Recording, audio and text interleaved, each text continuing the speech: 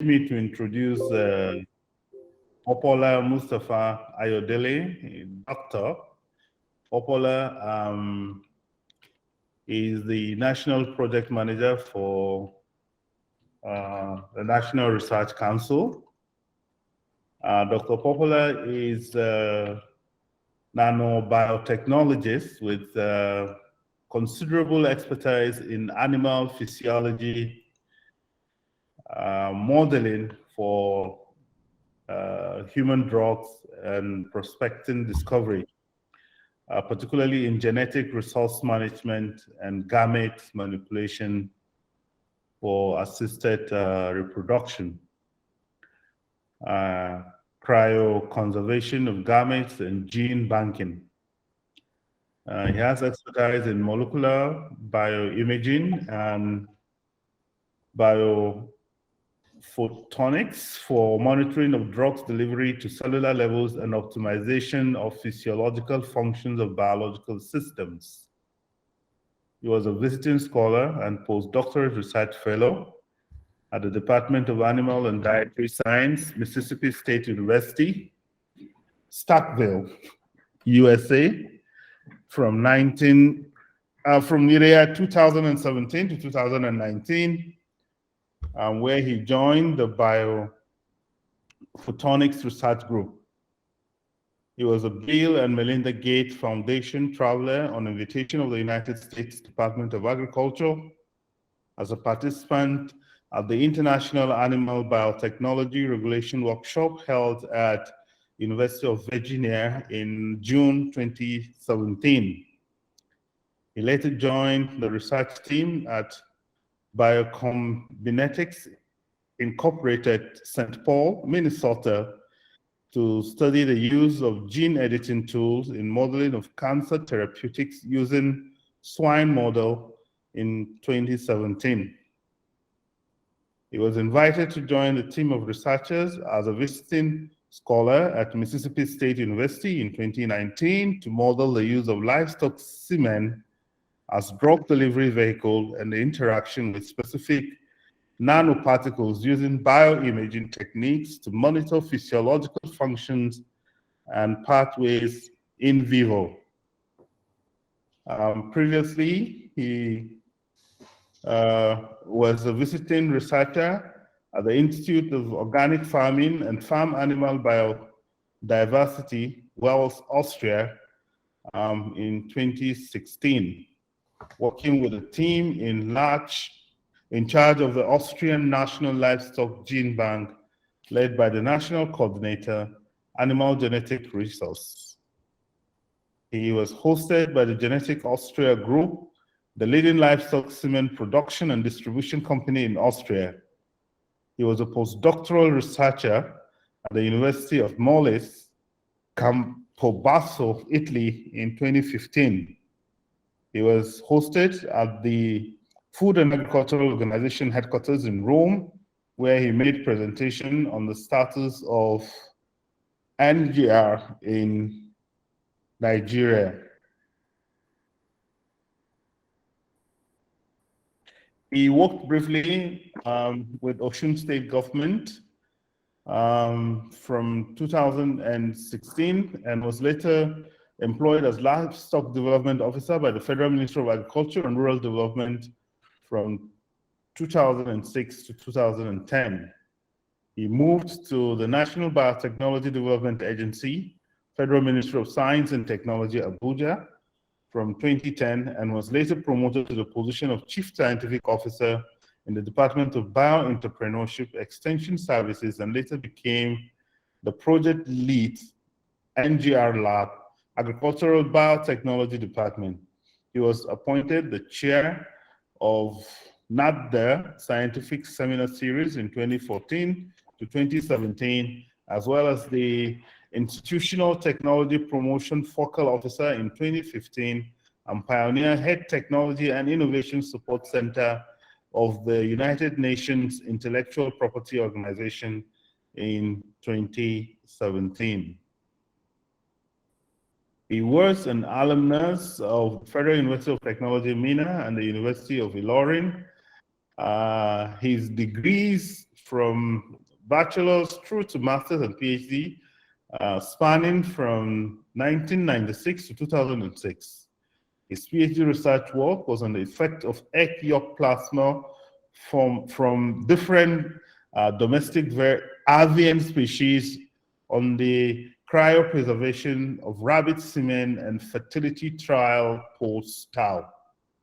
He is a fellow Institute of Chartered Economics, Nigeria, and he also a fellow Development Practice Academy. He is a fellow of the Chartered Institute of Corporate Mentoring and Coaching, Nigeria, and he's a certified commercial diplomat, City of London, United Kingdom.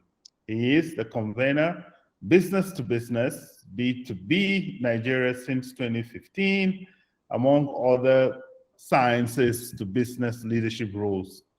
Presently, he is the National Project Manager, Nigeria COVID-19 Research Consortium, and coordinator of the resource mobilization arm of the consortium. He serves as a technical assistant on research and development matters to the Executive Secretary, Tertiary Education Trust Fund, Tetfund. His research interests are in the areas of animal to human interface and zoonosis of SARS-CoV-2, as well as social science research of COVID-19 pandemic and candidate therapeutics. Permit me to welcome Dr. Popoola and urge you all to please listen to his presentation and watch through attentively. Doctor, we're glad to have you. Thank you very much. Thank you very much, our registrar, and I'm privileged and been thankful to being on this platform this evening.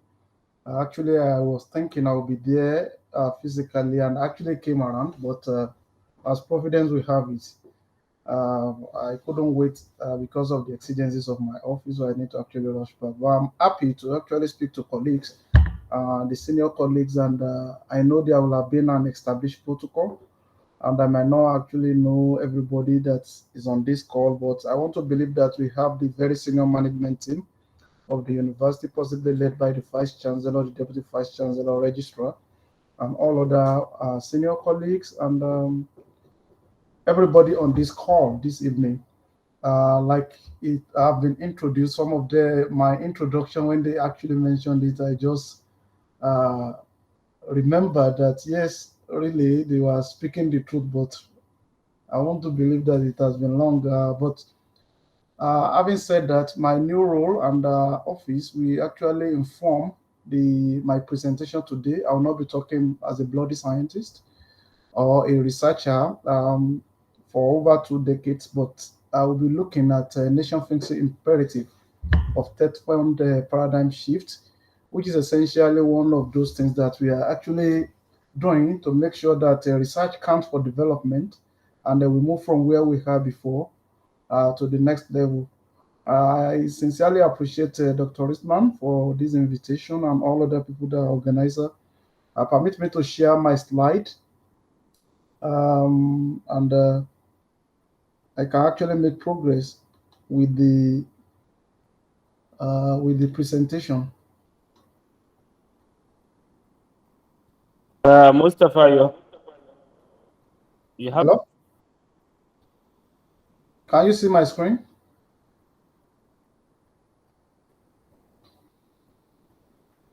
We can see your slides. Oh, okay. Thank you. Then I can make progress then. Yes, thank you. So thank you very much. Dr. Esna, you are trying to say something. We can see your screen now. Oh, okay. Thank you very much. So, and thank you very much. I am happy to be part of this first Information Technology Research and Innovation Week, which aligns with the new paradigm shift at Tetfund, and actually speaking the language that we want the Nigerian university system to be speaking going forward. I'll be speaking to you on some of the specific things that we are doing at Tetfund, and particularly the one that has to do with the nation-fixing imperative of the new paradigm at Tetfund, which actually I'm privileged to be running on my desk. in conjunction with, in support of the Office of the Executive Secretary of Tetfund. And I'll try as much as possible to align it to the theme of this first Information Technology Week, which has to do with enhanced institutional research and graduate employability. For me, I think it's more or less a resonance to what Tetfund has been talking about. And I'm glad that Base University, one of the foremost private university in the country that are smart anyway, is actually jumping on board for R&D, and we are glad to be associated with that particular step that is being taken now. These are my session management. I'll be running through this slide, background introduction. I'm going to speak about the era of brand infrastructure in Tetfund, which is essentially maybe where Base University is now, but I don't want to believe that we've not started greening the brand infrastructure, because I want to believe there has been a lot of investment in the content components of education and learning, including preparation for research at Base University. So we're going to speak about some of the transition stage that we passed through in Tetfund.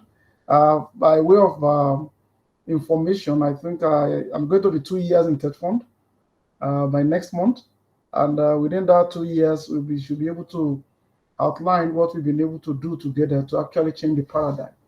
Let me start through this background that as of today, we have about 202 universities. 103 of them are private, and about 99, are public.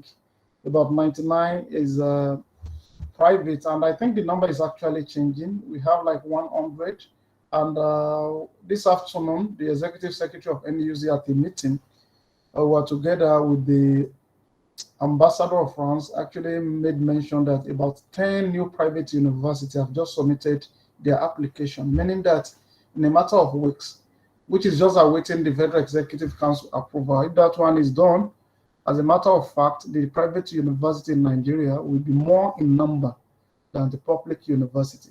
Having said that, you can see the number of polytechnics, public and private, and colleges of education. This part, and we have a quite number of monotechnics. These numbers are very important for us to know where we're actually coming from, and we can actually benchmark our numbers in terms of institutions of higher learning or tertiary institutions, and look at it vis-a-vis what we are having in terms of socio-economic development of the country and the role that these institutions are supposed to be playing. In all, we're going to be talking about over 500 institutions.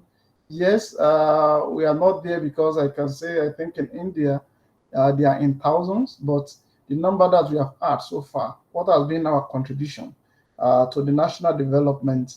Remember that in the academia, a lot of people criticize what government is doing, and they are talking actually from knowledge angle. But it is not enough for you to be theoretical. We want to actually see the contribution of the academia to the national development. And permit me to say that despite the challenge and the numbers of growing institutions that we have in the country, if you look at these statistics, you're going to see the growth of number of African students that are actually moving to China.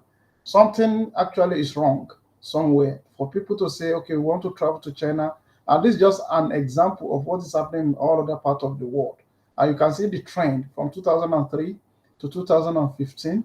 And when they talk about African students, you should know what proportion of that will be coming from Nigeria as our contribution to this brain drain, or whatever we can actually ascribe it to. But really, I want to believe that if we have been able to fix some fundamentals in our institutions locally, we should not be exporting the hard currency that is very difficult to come by in this country, by allowing a lot of African countries and African students to be trooping in to other parts of the world, particularly for the undergraduate studies.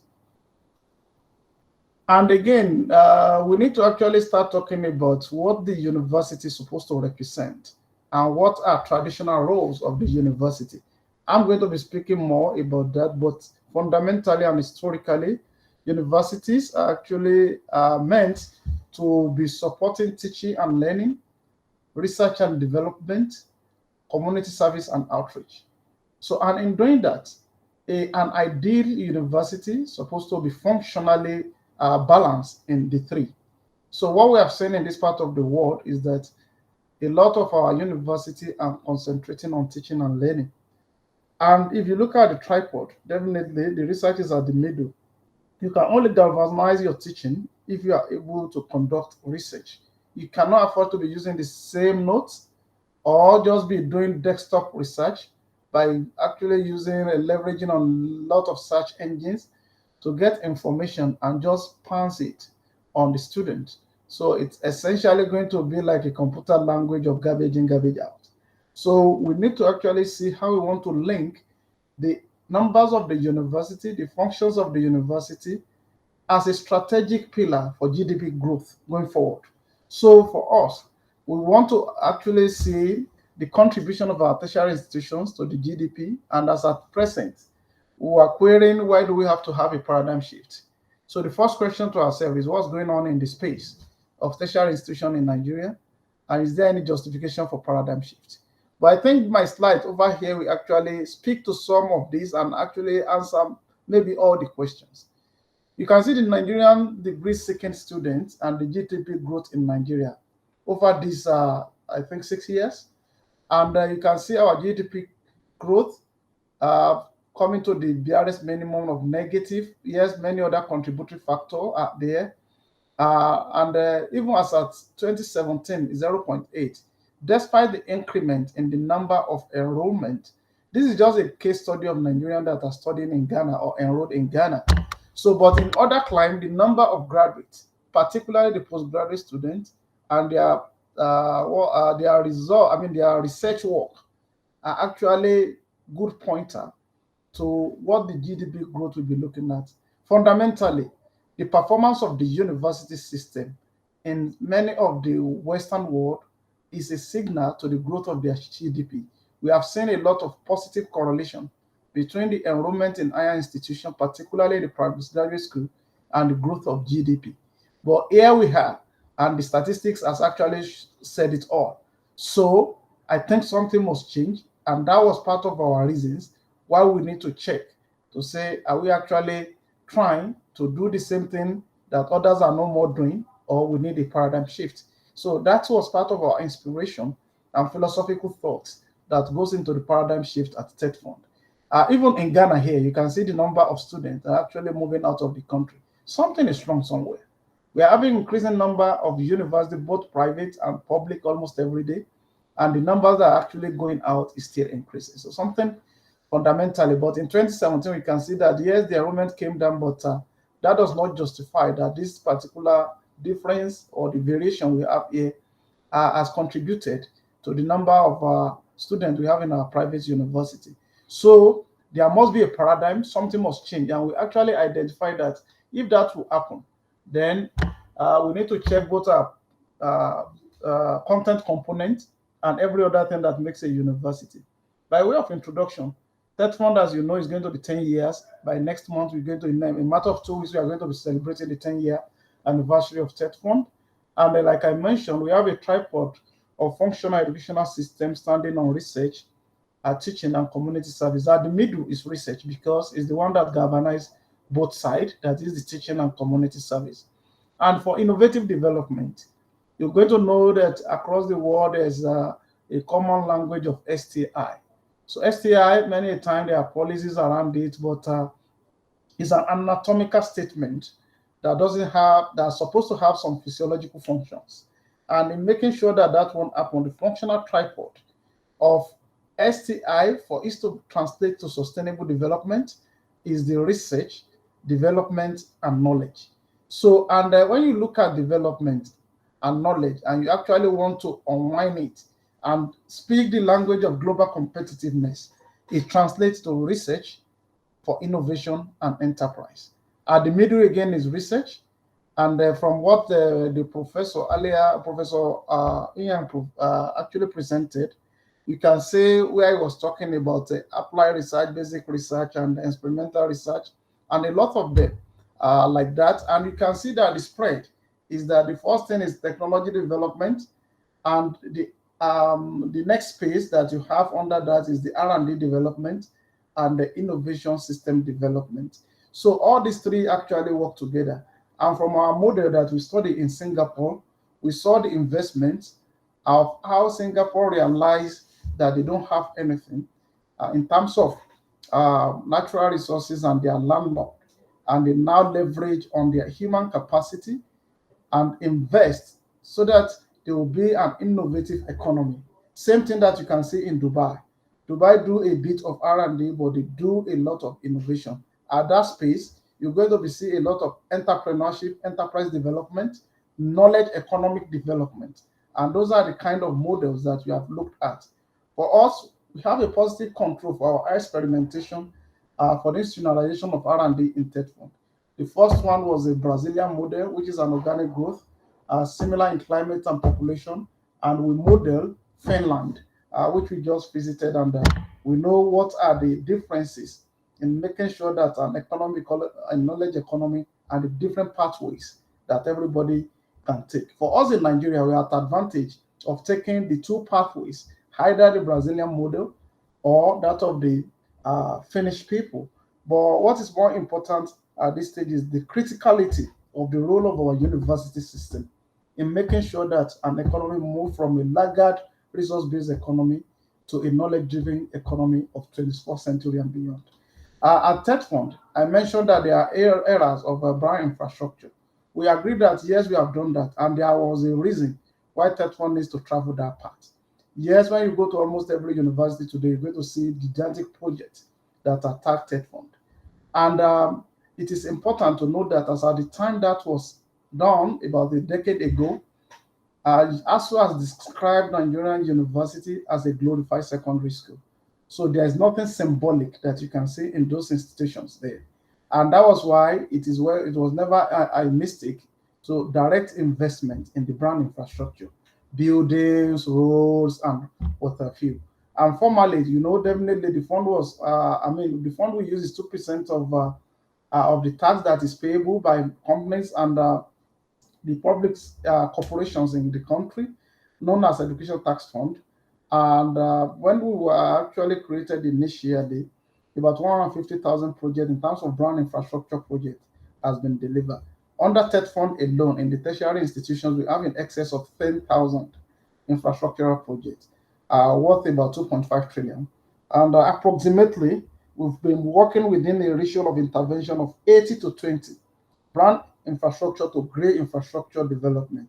Hence, this is the justification at this point, after a decade, to say, hey, wait a minute, we need to actually check what we are doing. We've done massively well in terms of brown infrastructure, about 10,000 of them. And if we can actually do another 10,000 projects under content component, under R&D, and that is going to be led by R&D, and we look at the institutionalization of R&D in this country, definitely the paradigm will shift. You should agree with me that the brown infrastructure actually capital intensive, while gray infrastructure are actually income generating harm for any university system.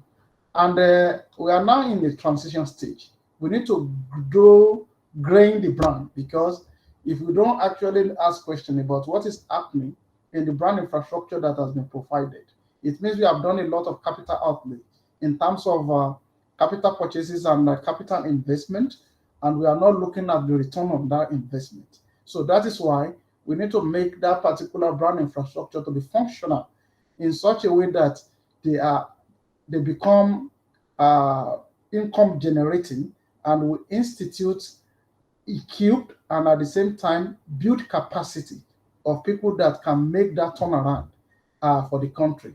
You can see that our resolution at Tetfund is stated in this all statement. Nigeria can be retooled, that's our belief, working with tertiary institutions towards sustainable development and global competitiveness, leveraging knowledge economy models through research, innovation, development, and enterprise.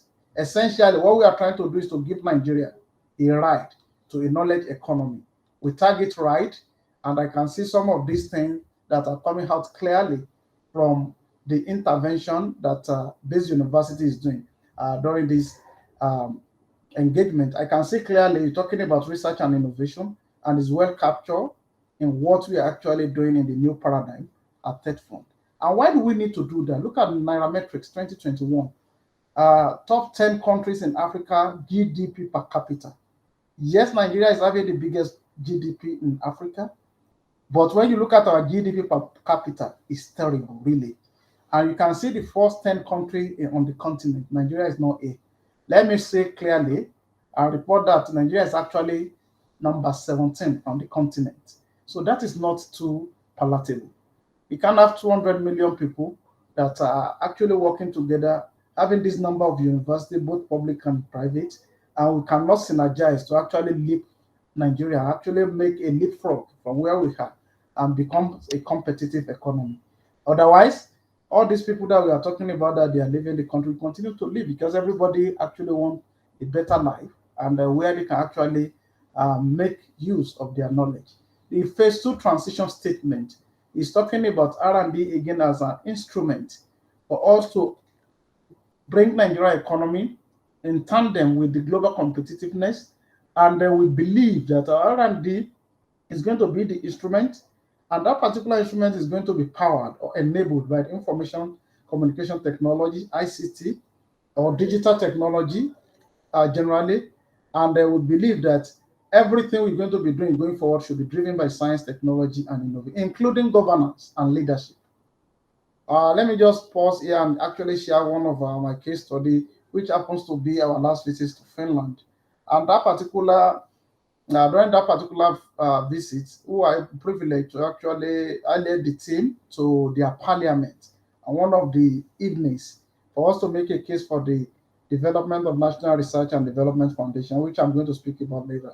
But what is important and the lesson for me is that in their parliament, the parliament building has another building. In fact, let me say the University of Helsinki has a building there where you have the topmost and best researcher in the country that are being housed, and they're actually running a graduate school in that particular building, side by their National Assembly. And why are they there? On economic issues, on legal issues, on framework for the development of the country. They have an house that actually offices that house the best brain in the country that are being invited on a continuous basis by the National Assembly to come and intervene when the need be. Maybe there's an argument, maybe there's an economic policy for defense, permanently resident there. So I now see reasons why Finland will be number 1 to 5 or at most number 1 to 10 in any global competitive parameters that you use. Go and check innovation, go and check area of global competitiveness, education. In fact, they are number 1 in the world when it comes to education. So we just signed a multilateral agreement with Finland with about 4 universities and 1 city with Tetfund. We do that on behalf of Nigerian government for the benefits of everybody that plays within the tertiary institution space in Nigeria. And we're going to be having an engagement on a sustainable basis over the next 5 years on topical issue of national development based on that MOU. That was the first multilateral MOU that Tetfund will be signing with a country of the size and within that scope of innovation and knowledge economy. Again, the justification for us to actually embark on this transition phase 2 is what you can see. This is our GDP per capita, and you can see the highest we have as a country was in 2014, 2015. Since then, you can see what is happening to us as a people. And again, you continue to be talking about voting year in, year out, doing politics that is not led by science, that is not led by research, no innovation. So definitely the number of our population is increasing. Our productivity has not been in tandem with that. It's at negative correlation. And that's why you can see this diminishing return setting in on our economy. This is 2020, we are in 2021, and I have not seen any magic of improvement that can take us to number maybe 1 to 10 in Africa from our number 17. But you can see the way we have fared over the years, despite the establishment of new universities and the increasing in the number of public universities. This is not a good story. The transition phase 3, for us at Tetfund again, for us to fix this nation, we need a situation whereby we are globally competitive when it comes to goods and services. And this is the third one that actually speaks to the topic of this engagement today, which is employability core talking about employability of our graduates. That is the essence or one of the mandates of this particular session that we are actually talking about. What is important for me, for us to see as a people or as academia or speaking to the academic community and people that are not even from the academic community, generally speaking, the students, is that you look at the global competitiveness of a nation like Nigeria, and we are actually 125th out of the 137 countries that was actually evaluated. And this is actually a data from a World Economic Forum Outlook and International Monetary Fund. However, that does not panic me. I actually want to see what are the contributors for us to see how do we need to coordinate our research at base university. What should be our focus going forward? And if we are able to do that, we can be a critical stakeholders in the global competitiveness indices development for this country. At the same time, in doing that, there's no way you want to invest rightly in all these parameters I'm going to be speaking to that will not be contributing to the GDP overall and GDP per capita of Nigeria. And at the same time, it makes your graduates to be globally employable because they will be speaking to something that is relevant to the entire world. The first pillar, when it comes to global competitiveness, is institution. You need to actually be graduating as students that are not seeing themselves as an individual, but you are supposed to be building system. You're supposed to be building institution among your graduates. Let them know that the spirit of leadership in today's 21st century leverage on institution, not an individual. Again, that's part of our irony as a country. We invest in individual, and we use those individuals to weaken our institution. So, and the result is clear to all of us in terms of GDP per capita and other parameters. Number two, investment in the area of R&D around infrastructure development in all infrastructure facets, education, health, ICT, you know where we are. So definitely any research that is focused on infrastructure development, we actually be attracting both local, national, and international funding going forward. Microeconomic environment, that is macro. We are not talking about micro now, macro. So we see a lot of things that is going on in our economy that are not fit for purpose. So we can actually look at that, and then we have schools at this university that can focus on all these empiricals and look at the parameters that actually contribute to global competitiveness, and that definitely that would be a way to go in terms of their R&D. The fourth pillar of global competitiveness is health and primary education. Congratulations to the university for the putting up the new teaching hospital, which I want to believe is essentially for research and learning. So that's a good foresight. That's a good positioning for the university because yes, by the time you have a robust system that works, like what we have in other university, Abuad has been doing it, and some all other university, we can actually start having a better ranking as a university leveraging on that. The fifth pillar is higher education and training. This is human capacity development. We need to convert our human resources to human capital going forward. And we need to build graduates. We actually need to produce graduates that in all ramifications, they are globally competitive. You can actually get job done with their colleagues through co-location, shared facility, shared platform, and be able to test themselves and see that yes, they are globally competitive, not on the subject matter of their degree alone, but on the soft skills and life skills that are required. Because the hard skill will assist you, and the certificate possibly will assist you to get the job. But what keeps you on the job are the soft skills.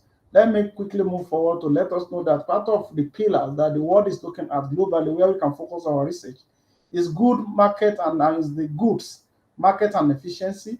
We have the labor market and efficiency, financial market development, fintech. This is where this one comes up, and you can know that one of the green arms, many of the green arms in Nigeria we have today, and the unicorn companies, they are not the brick and mortar companies. They're actually fintech, and they keep on attracting grants in millions of dollars. So these are areas that we can focus our research and develop our students for employability. Technological readiness is another one. Market size, that is carrying out a lot of studies like the previous presenter made to actually create data bank on issue of market. What is the market size of Nigeria? We just assume that we have 200 million people. How many people out of that 200 million are quality? What is the, I mean, we have the quantity, what is the quality, what is the market segmentation? We have different niche for different needs. So we can be talking about that, and now we can see the 11th pillar, which is another area we can focus, business sophistication.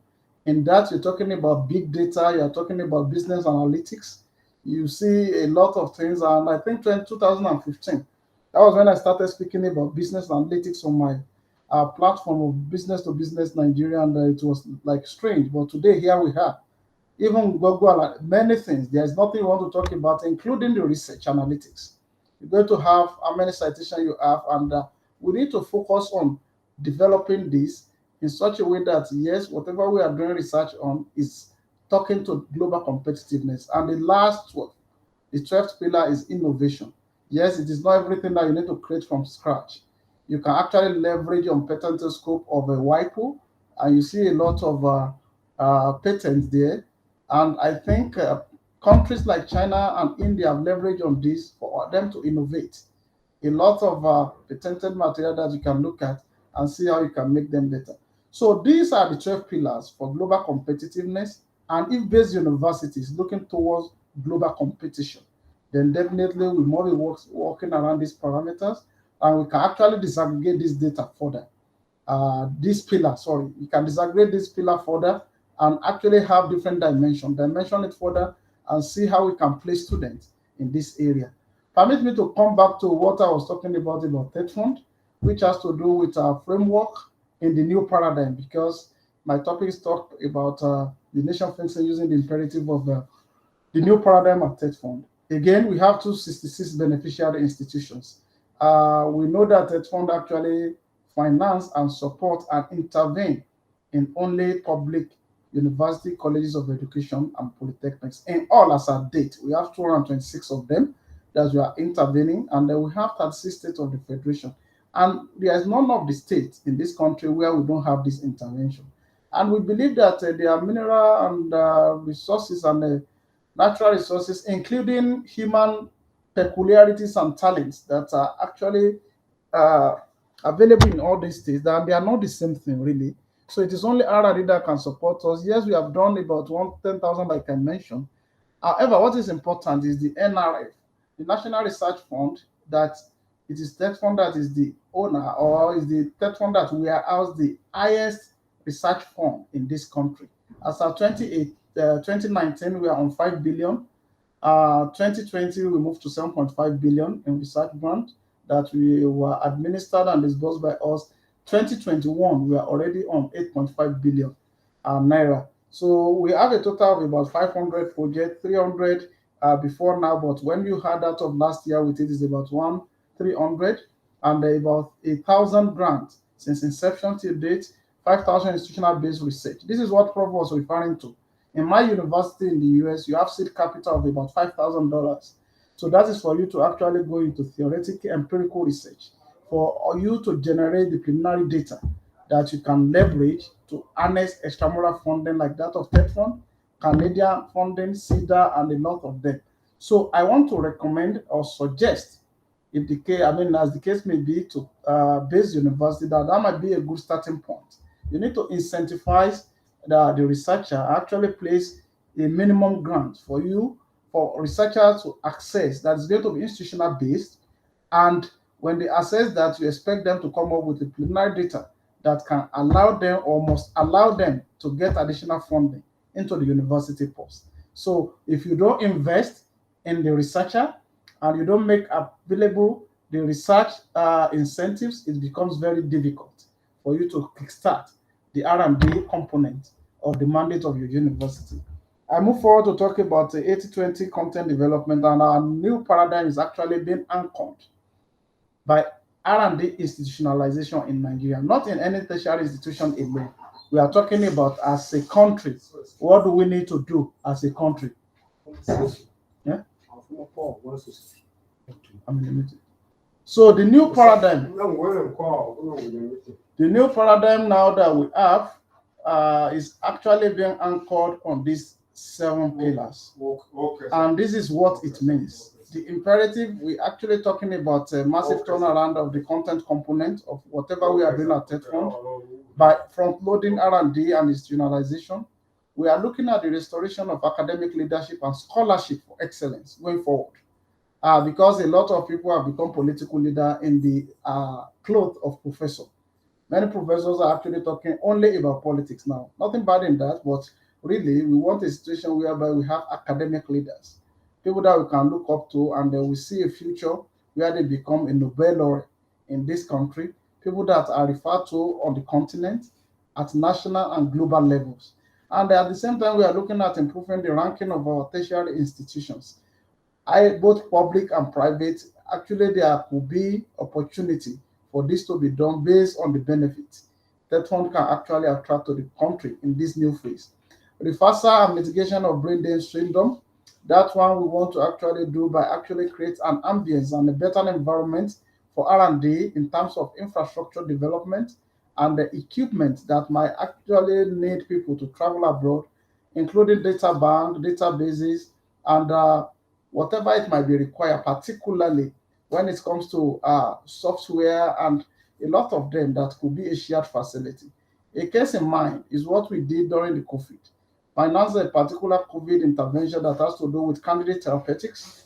And what we are able to secure is a software that is an industrial scale and grade for drug discovery. Today, is available at Usman Danfodio University in Sokoto, and it was used to screen about over 7,000 candidate therapeutics agents for COVID-19 medicaments. And as I'm talking to you now, we have results for the best 2 that can actually progress and become the candidate drugs for COVID-19 in Nigeria. One of the outcomes of the research is actually similar to the drug that was discovered in the UK and is already being patented and being produced for COVID-19. Ultimately, we want a situation whereby we are attracting global collaboration and for our beneficiary institutions. And again, this we want to do by establishing the National Research and Development Foundation. I'm going to speak to this in more details as I move forward. Let me raise a bit forward because of time. Our intervention line in Tetfund that speaks to what we are discussing today has to do with our new approvals for the creation of centers of excellence. We have 24 approvals from the president and commander-in-chief of this country. 12 of them are going to be in the university, and another 12, 6 in the polytechnics, 6 in the colleges of education. So you can see what we are doing in terms of our intervention line. We have the type 1 and type 2, and this is what we do. This is the NRF I just spoke about now. And we are looking forward to actually creating a system for tracking the impact of NRF in the country and be able to leverage this and open science and access for our engagement going forward. We have, like I mentioned, physical infrastructure, academic training and development, library development in library, ICT support, because we believe is the backbone for digital transformation. We have academic research, academic manuscript, institutional-based research, and to mention but a few. Can I quickly make sure that I speak a bit about the National Research Fund, because that is where you can benefit? Sure, Doctor. Go ahead, please. Let me quickly speak to that because we can actually leverage this as an institution because of a small window that has been opened for the private institutions to actually enjoy the National Research Fund. I think your institution is going to be the third one. Thank you very much. Excuse me, 1 minute. Please, the noise is disturbing me there. Yeah, sorry for that, please. For that. No problem. Thank you very much. So speaking to this, I think during this week I've spoken to Fountain University. I've spoken to First Technical University. and I'll take this opportunity to speak to Base University. I think by tomorrow I'll be speaking to them at Alikma University as part of their convocation lecture to see how they can access benefit from Tetfund through NRF. And by next week I'll be speaking to Summit University and a lot of roll call like that. I'm happy doing it because today we all agree that R&D is detribalized. People that are in the public university in the morning can find themselves in the private university in the evening. So, and you're actually moving with your talent. You are not moving because of your face, but really it's because of what you have.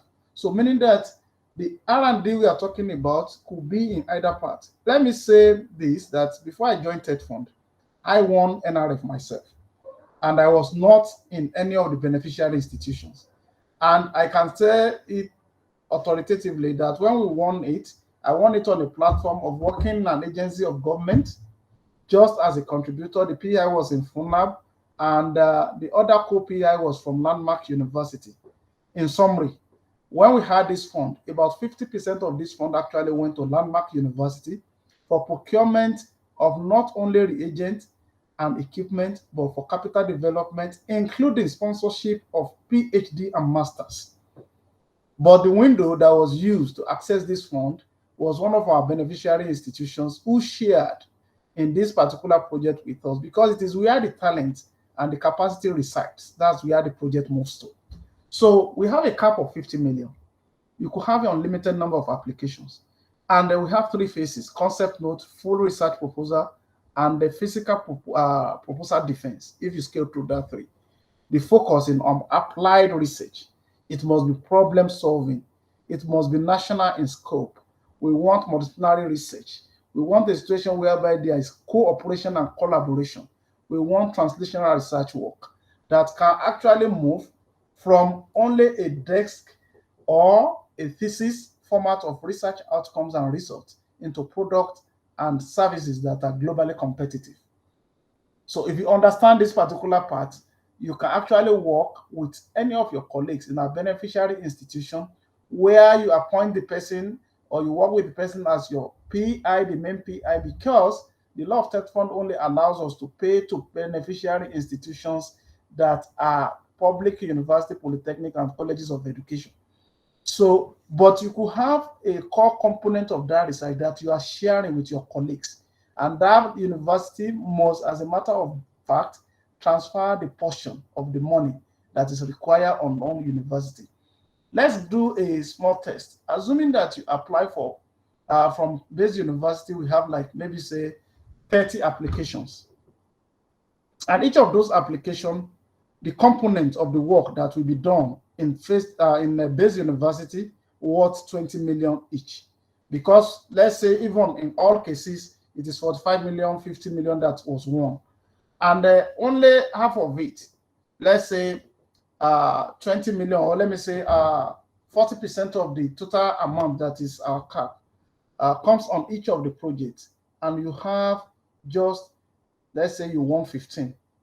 15 times 20 million will definitely give you 300 million that you might have attracted to that university to build your capacity in R&D, build human beings, create staff, build the capacity of your staff, graduate students that are employable, and at the same time use that window to leverage national resources of this country as a private university. We move forward to explain further that the alignment of your topic should be with our national priorities and needs, sustainable development, Agenda 2063 of the African Union, or any other development imperatives. And we use it to encourage teamwork of high caliber researchers. The team of your researchers that you put together for your project can actually make or mar your project. Then we encourage what we call the quadruple helix. That is the people-centric academia, industry, and private sector that is speaking to a societal problem. So as of today, Tetfund allow even the private to join because your particular research can lead to development. If that is the case, then we are not expecting you to use the money for the development, but the development component of it and commercialization can be factored in from the design and everything that you are doing during that research, because the uptake becomes easier if that happens. For private university like this, look at the point of interface and benefits you can actually have by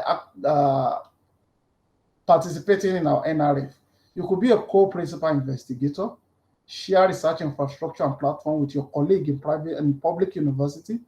Joint publication opportunities are there, international conference, enhanced remuneration, because there's a percentage for for researchers and scientists personnel costs.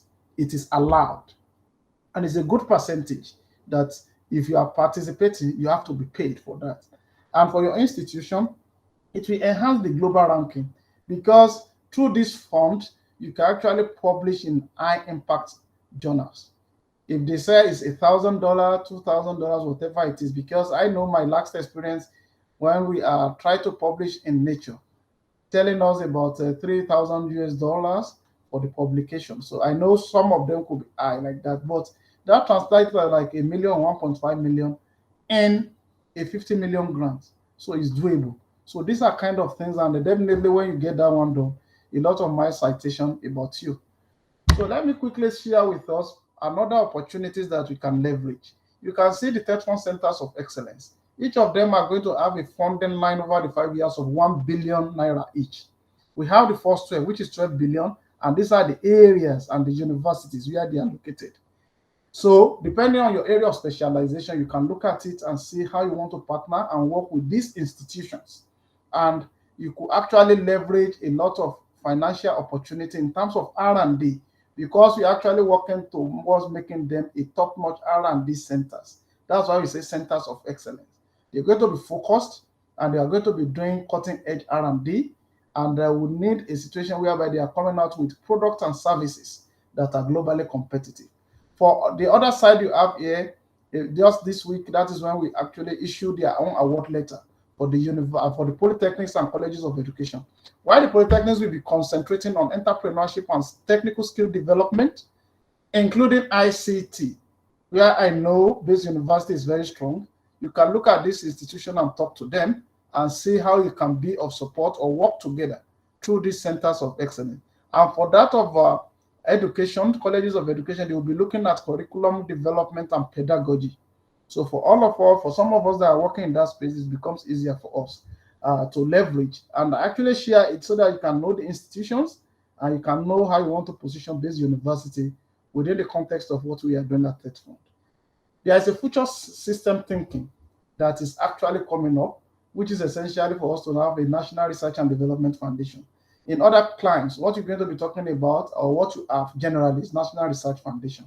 However, in our case in Nigeria, we are already lacking in development. So we cannot allow research to be going on the x-axis and our development going on the y-axis going forward. So that's why the symbiotic relationship between research and development must be seen in action under this new foundation.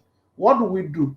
The visionary of this particular idea is the ES of Tetfund, and we have put together about 165 experts and across the country, and essentially they are representing the private sector, the triple helix I mentioned before, government, academia, and the private sector. We have facilitators, about 14 of them.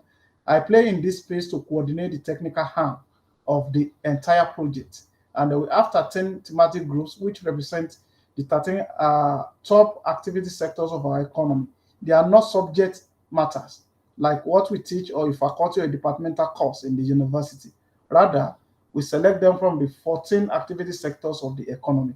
And what do we do around all of this? The vision is to institutionalize R&D in Nigeria. We have a strategic goal that we actually mentioned here. And then you can see the global competitiveness, increased ranking of our institutions, talent creation and management. This is where I think, apart from any other thing, Pace University can actually play, because the private sector component of this arrangement is very clear, including the funding, including the utilization of the funding. There won't be a limitation like NRF. We are creating a National Research and Development Fund that we call a RIDE fund, that is Research, Innovation, Development, and Enterprise, that even the private sector can independently apply to. So that is our thinking. That is our future thinking for the academic space and beyond in Nigeria, whereby industry can compete with university. And we want a situation whereby they are not only competing, they are cooperating and they are collaborating to take a particular resource from the field to an hypermarket in international market. So that is our idea. And by that, we want to believe that we are going to reverse the brain drain through the brain tap to brain gain. It's a flow and it has its own schematics, which when we have time in the future, we can discuss. For your information, these are the 13 prioritized areas that are activity sectors of our economy that are contributing nothing less than 85 to 90% of our national GDP. Again, I'm sharing this so that we can focus on area where we think we need to concentrate our research as we move into that phase at Base University. For agriculture, I will run very fast now. We are looking at where I painted red at area I think there could be intervention. Aggregate research and innovation in agriculture for enhancement of value addition. Honestly, if you are not doing agriculture, we can actually start adding value to agriculture through biotechnology, through biosciences that we offer. We can be looking at the area of agribusiness, improvement of food and nutrition security. There is difference between food security and nutritional security. And these are things that we can actually focus in making sure that we are doing the research that will speak to the future. Improve national resource management. And we can see that if we put our students on all of this, under this, we have only 13 members that are eggheads that are working it. Majority of them are professors of international repute in agriculture. And then we have the private sector guys and player here. If any one of our research is focused on this for our students, we can actually assure some graduate employability going into the future. And again, you look at the security, we are looking at the sources of intelligence and usage of advanced technology. This is our mandate on that, but definitely our students or our graduates, we can be looking at advanced technology and particularly intelligence. If we have things that like this that are coming from Base University, I can assure you that we can link you up to the highest level in the country to make sure that these technology are offered to service our country, and it's not going to be at a free. And for education, we are looking at using lesson and knowledge from global centers of excellence and institution of repute, which we want, and I pray that Base University become, in terms of performance among the university globally, and definitely develop qualitative and quantitative curricula. These are the things that we are looking at. Develop educational resources bank for national development. These are things that I know that Base University has some capacity and we can focus. You can see the area of energy. We are looking at application of R&D findings in energy sector, and in order to actually enhance governance, security, and a lot of things. We have something that we are actually on the environment and bioresources development, looking at the issue of climate change mitigation, environmental sustainability, and the protection of our national ecosystem and biodiversity. That is stopping of our genetic erosion. A lot of genetic erosion is happening in this country and nobody cares. And we need to actually address that as a university. ICT and digital economy, we are looking at it as an enabler and at the same time as a sector in the economy. So everything that will assist us to do digital transformation of the country, I think this could be an area where the 4 centers of excellence can be developed in Base University, because I know you have those capacity. And you can actually develop it further to become a reference point for the country. That will be good. That will be a good outcome of this particular engagement. When you look at infrastructure, we look at rails, and these are, like I mentioned, these are areas that can harness job creation for our graduates, and we can have a lot of solution: water reticulation, sanitation, and water view, technology transfer, industrial development solutions. I think it's going to help us, and at the same time, it's going to put Base University on the global map. Looking at mineral extraction and mining, this is another thematic area out of that 13. And we are going to be looking at value addition to our petrochemicals. For God's sake, why is it that whenever they say the price of petrol is going down in the world, we are panicking? We need not to be panicked, because we have over 500 products that can come from the crude oil. How many have we put on the market? And if that is the resources we have, can we harness it through technology and make sure that we are able to do the needful? This is a challenge for our university, including Base University, and we can actually work around that. Pharmaceutical is another one, and I can say that we are putting down about 450 million. I don't know, maybe it's in this slide, under a mega research grant for what we call vaccinology and vaccine nationalism. Because you are going to agree with me now that politicization of COVID-19 vaccine has actually led to less access or limited access, particularly to African countries. That is speaking a big language to us that we need to put our house in order and see how we want to progress going forward. Sustainable technologies, that is what we are doing under engineering technology. Then we have issue of governance, social security, and particularly, I actually single out issue of social development here. Why do I single it out? Because if you put it in circumspect, what we are looking at has to do with youth development. In the area of tourism, we are looking at R&D that supports entertainment industry, and we are looking at R&D going forward that supports sport development. Those are our unifying factor as people in memorial in this country, and we are losing it very fast, and it's affecting our GDP. Let me move forward. In medicine, we are actually for the first time modeling what we call the One Health, and I hope that that is going to be what you'll be looking at as the university teaching us to come on stream. We can be of support because I actually lead this particular aspect in some other institutions of higher learning across the world, and I think I could actually give the requisite support if you are looking at the model of One Health. So permit me to say that we are not saying all of this as a theory. These are things that we have achieved since September 24, 2020, when the when the Tetfund Research and Development Standing Committee was inaugurated, that was focusing on the establishment of National Research and Development Foundation, where private sector, government, everybody are pulling resources together, and we are moving forward in the area of R&D for this country. So I'm not going to read it line by line, but these are our achievements and milestone. And we've just completed our first, we have about 33 technical reports that have been produced, and some of them are already in the presidency. And we've actually have the draft bill that will support the establishment of the National Research and Development Foundation in Nigeria, which is going to be an executive bill of federal government.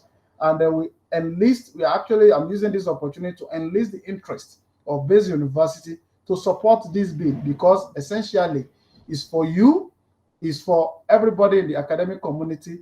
Less important, it's going to contribute to overall development of the economy, but Tetfund as an organization has even relatively little benefit compared to what the academia will benefit. We've just finished the first virtual innovation knowledge management platform, where we did global engagement on all our technical reports. We subjected it to international review, and we've just finished it in last month, because we are in November 2021, and from January 2022, precisely January 19, 2022, we're going to start what we call our focus group meeting.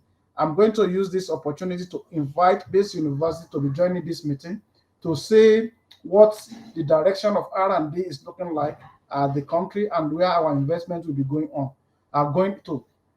forward. And these are the kind of reports that we have produced for the country. We did a baseline study on R&D ecosystem, technical report from 13 thematic, looking at the sector, and we did a lot of data mining around it. We did some field work, actually moving around the country and visiting some institutions.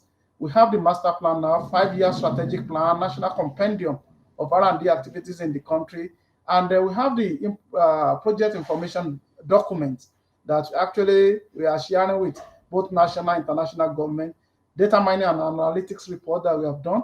We've done the cross-cutting matrix for our strategic alliance, for our global partnership, and then we have other supplementary reports. So all these ones are in plan. Now, at a glance, for you to know what the executive bill is looking like, you can see here what the bills seek to establish: a National Research and Development Foundation to institutionalize, mainstream, and commercialize R&D promote innovation and support enterprise development for Nigeria, and wealth creation for a knowledge-driven economy. So all of this is not going to be by Tetfund or government alone. We have agreed and we have seen the role and the end route for private universities and all other people in the private sector. The objectives are here for us to see, and because of time, I think I've mentioned some of them, but more importantly, we can see how we can actually be part of this movement going forward. Now, I'm happy to let us see where we are proposing the funding, the income, and the proposed expenditure framework of the National Research and Development Foundation. So we are looking at gifts, grant and aid, donation from other countries, international angel investment, venture capital, crowdfunding, a lot of sustainable financing model, including tax credit scheme. Universities, where do they need to be paying their tax, particularly private university, if there is a pool where they can actually pay for R&D as under the tax credit scheme, investment in multinational. And we are looking at the expenditure framework, looking at R&D advocacy, infrastructure development and asset acquisition, human capital development and talent management. These are going to be across board. R&D activity, database development, monitoring and evaluation, feedback mechanism. We are looking at legal and policy framework, including intellectual properties, operation management, and financing activities. Just to mention a few, it's a whole lot of presentation on its own. And what are going to be our next step? We are proposing, in short, we are proposing to have this NRDF come on stream by first quarter of 2022. We pray that everything will go the way we wanted, and everybody will be happy for it. Let me finalize by actually coming up with a conclusion for all of this, so that at least we can actually move forward together. Like I said, this is what the NRDF seek to actually establish. Our establishment of NRDF is seeking to do this, and when NRDF is established, it's actually going to serve as a purpose vehicle for transiting Nigeria from resource-based economy to a knowledge economy.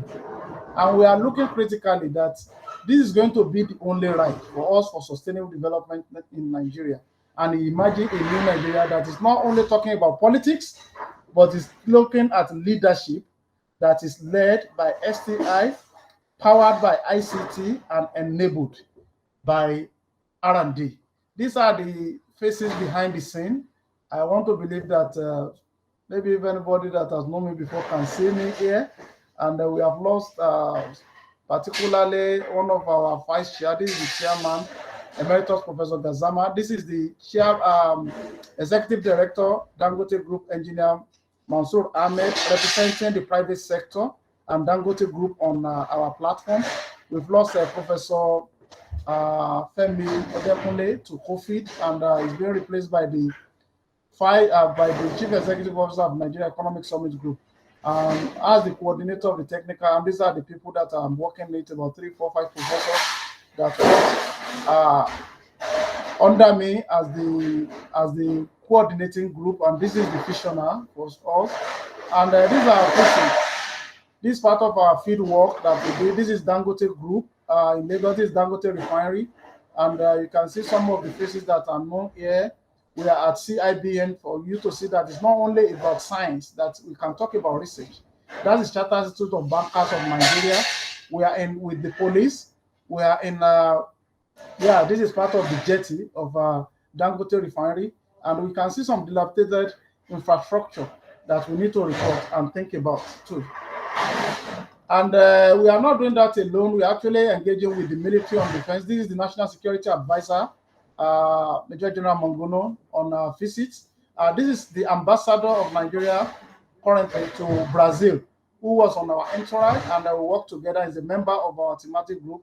This is at the power plant in Kanji and Ibin, and the new upgrade that is being done. And we saw some of these things that have been sponsored, and we saw them as blue hanging that has not been commercialized. Thank you very much for listening. I want to believe that I've been able to catch your attention a bit and I've not wasted your time. Again, let me sincerely appreciate the university for finding us worthy to contribute on this, and especially thanks the organizer, and most especially thanks Dr. Ristland for reaching out. Again, I wish you a beautiful evening. Thank you very much. Thank you very much, Dr. Mustapha, for a very exciting presentation and opportunity. I'm sure colleagues will definitely explore all the possible window you have for us. And we look forward to do more with you. And thank you very much for your commitment to even come to the university and also connect with us remotely. We appreciate your effort. I'm not going to bother you with too much question. Already, I know you are loaded already. People are waiting for you. Thank you very much, Mustapha. Thank you, sir. David is sending his appreciation, and we hope to see you more here and for a more detailed engagement. And we hope to see something coming from base in terms of science, engineering, and also cross-cutting research, innovation activities. Thank you very much, Mustapha. It's my pleasure, sir. It's my pleasure. Good night. Thank you, colleagues.